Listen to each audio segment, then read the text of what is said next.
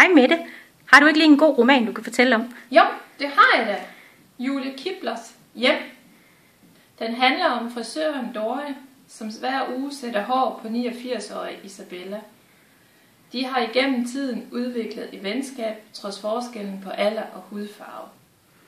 Isabella, hun beder Dorte om at køre sig til en begravelse langt væk, da Isabella ikke kan lide at flyve.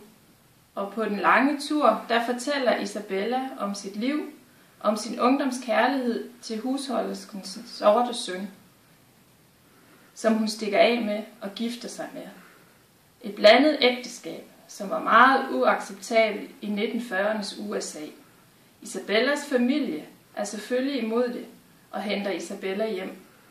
Og det får tragiske konsekvenser, som oprulles på køreturen. Samtidig så får vi også at vide om Doras baggrund og kaotiske liv. Det er en rigtig skøn fortælling, som giver et fint billede af raceadskillelsen før og nu. For begge kvinder er ikke i tvivl om, at den stadigvæk findes, og det oplever de også på køreturen.